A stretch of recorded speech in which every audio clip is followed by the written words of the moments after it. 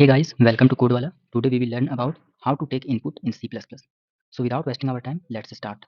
Hatch include IOStream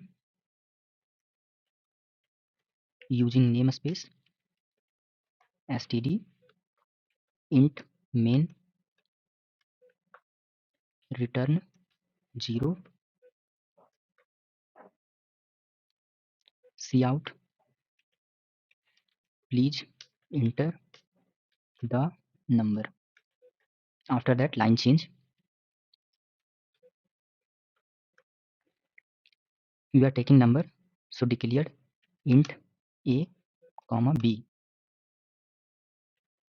Sin a b cout a.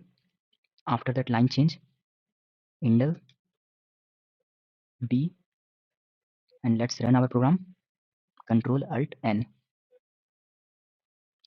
Let's see what happened.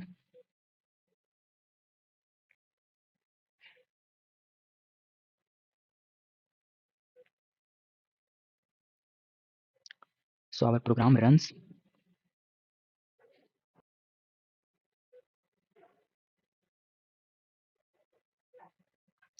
So we are giving number 7, 9, and you can see here 7 and 9 appear here. Thank you.